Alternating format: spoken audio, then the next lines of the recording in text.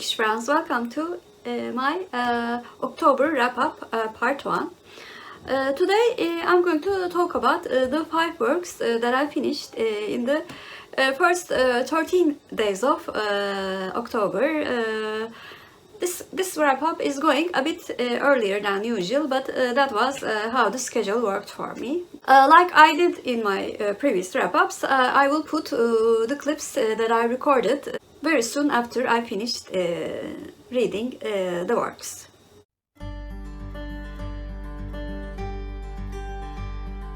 Today is the 1st of October and I finished the audiobook that I was listening for about 5 days. Yüzünde bir yer by Sema Kaygusuz. This book was also translated to English with the title Every Fire You Tend.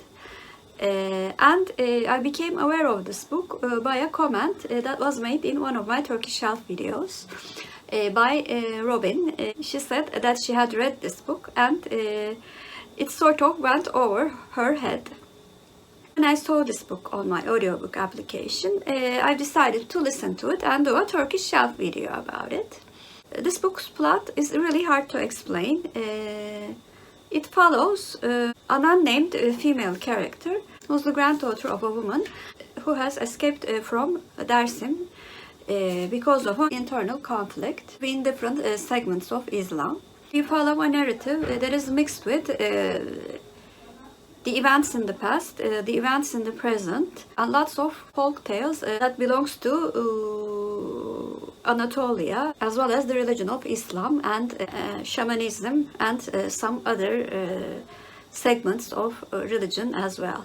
While reading this book, I really understood why Robyn felt a bit overwhelmed by the narrative, because I was also very much overwhelmed by the narrative. This book was written in the style of a literary book that I really do not like actually. There were flowery sentences, very new words that are not very often used in our common language, and also a very chaotic narrative, as I mentioned before. On the other hand, I was fascinated especially by the folk tales that are told in this book. I knew some of them, but I did not know many of them. I will do a more detailed Turkish video about this book and try to explain some of the myths and folk tales. Overall, because of the writing style, I could not enjoy this book as much as I wished that I could. That's why I gave Yüzünde bir yer, Every Fire You Tend by Sema Kaygusuz a 7 out of 10.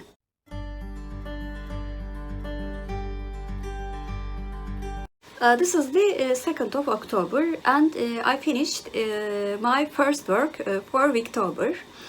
I listened to the play adaptation of Jane Eyre by Charlotte Bronte.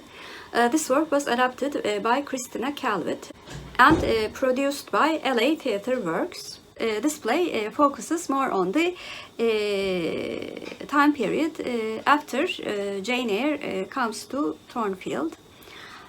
But there are some flashbacks to the earlier times. As most of you know, Jane Eyre comes to the Thornfield to become the governess of Mr. Rochester's ward, and there she feels at home for the first time and loves the house very much. After that, she also falls in love with Mr. Rochester. They have very stimulating conversations. The presence of a sick woman that is taken care by a servant in the attic of Thornfield threatens Jane's happiness and future. Jane Eyre is one of my favorite characters and I was very curious how she would be depicted in this theater adaptation. I really did like the depiction of Jane in this work. She was strong-willed, proud, and very confident of herself and her beliefs, which made me fall in love with the character in the first place. Mr. Thornfield, on the other hand, was a bit more softer than he is in the book, so he was more likable. I think the events that were chosen for this adaptation were the main events that were happening in that timeline. And also, I really did like the inner thoughts that were given as much as they could in the play, because in the book the whole narrative is told by Jane, and we know what she's feeling all the time. I read this for representation of chronic illness or disability. The representation of chronic illness was not great in this book. But it was interesting to see how mental illness was seen at that times. And listening to this play made me want to listen to more adaptations of the books that I read. There are some more that I can listen in my application. In summary, of course, I missed the wonderful sentences of Charlotte Bronte, but overall I really enjoyed what I listened, so I gave the adaptation of Jane Eyre an 8 out of 10. Also today I DNF'd the book that I was reading for my real life book club, Adventures of a Black Girl in Search of God. This was a novella by George Bernard Shaw. In this novella, as can be inferred from the title, a black girl living in the colony of England is given a Bible from a missionary lady. She says that she has to find her own belief in God and the existence of God by herself. So she goes on a both physical and emotional and spiritual journey as the chapters go on. The reason that I DNF'd this book is that I have never been interested in spiritual journeys, and I also really do not like adventure books that are taking place in wild nature. So being a combination of both, this novella was not for me, so I did not want to waste my time and DNF'd it.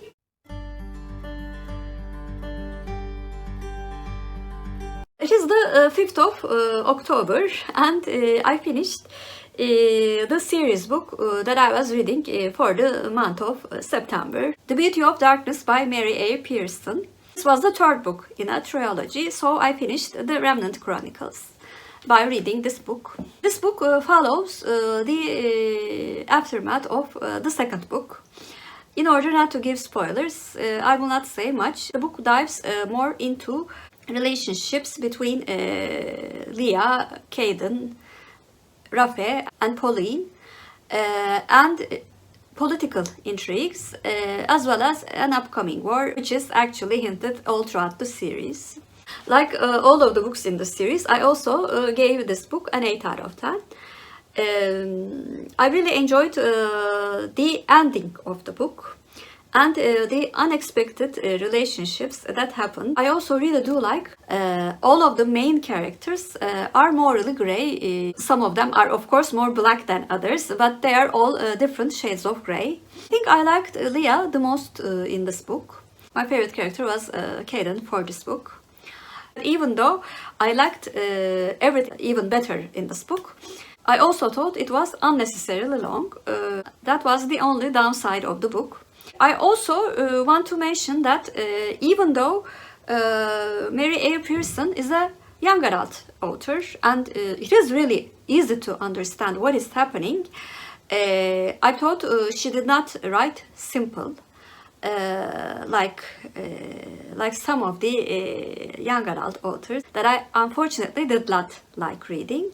I think I might try new works from Mary A. Pearson. Like I said in the beginning of the clip, I gave The Beauty of Darkness by Mary A. Pearson an 8 out of 10.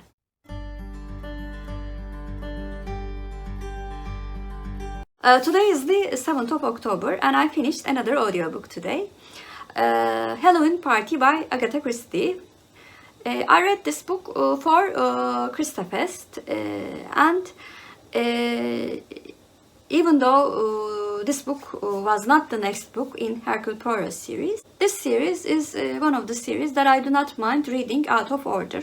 In this book, a young girl of 13 claims that she had witnessed a murder before a Halloween party for young adults. Nobody believes her at that time, but During the party, she is drowned and killed.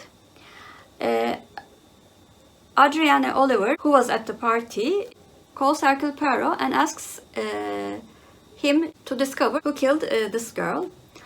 And Hercule Poirot comes to town, meets a friend who was a retired detective and knows the town well.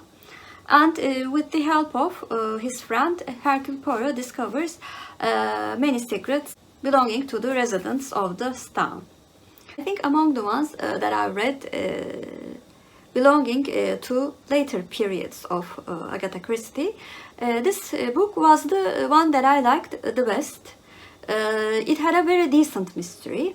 It did not go into repetitions and unnecessary details like some of the books that I read from her, unfortunately due to her failing health conditions. The fact that Hercule Poirot was in the book beginning from I think the third chapter helped a lot, because Hercule Poirot is a very dominant character who really makes the reading experience much more enjoyable. The mystery was decent, even though I had a feeling about the killer, and I was right. I had no idea about the motive. And there was a description of Hercule Poirot made by, of course, not a very modest Hercule Poirot, which I liked very much. He claimed to be the computer because all of the facts are presented to him, or he finds the facts himself, and he analyzes them like a computer. And this is true for most of the Hercule Poirot books. Like Hercule Poirot, we are given all of the facts, but sometimes we can analyze those facts like Hercule Poirot or like computers do. Most of the time it is not the case, and that's the beauty of reading a detective mystery book. So overall, I gave Halloween Party by Agatha Christie an 8 out of 10.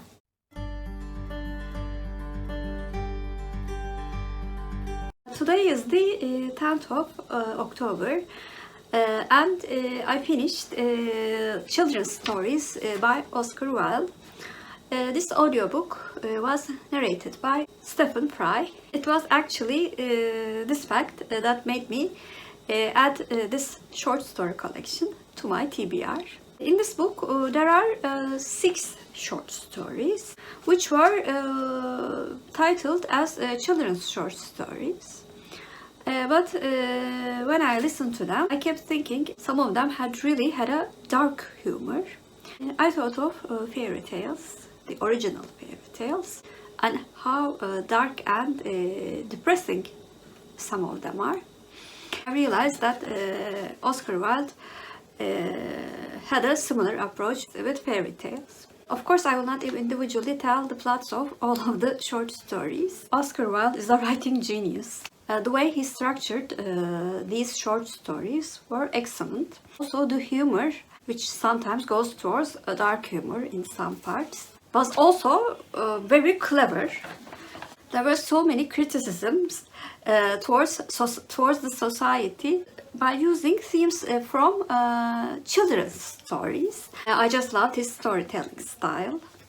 As for my individual ratings of the short stories, I gave The Devoted Friend 9 out of 10, The Nightingale and Rose 9 out of 10, The Happy Prince 10 out of 10, The Remarkable Record 10 out of 10, The Selfish Giant 8 out of 10, and The Young King 7 out of 10.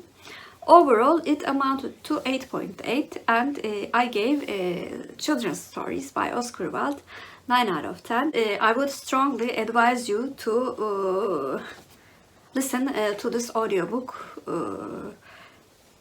if you are a fan of both Oscar Wilde and Stephen Fry like I am. So those were the 5 works that I finished in the first half of October. Please comment down below, have you read any of the books that I mentioned in this video? And if you're a new viewer, first of all, welcome. Please like and subscribe. Hope to see you very soon. Bye.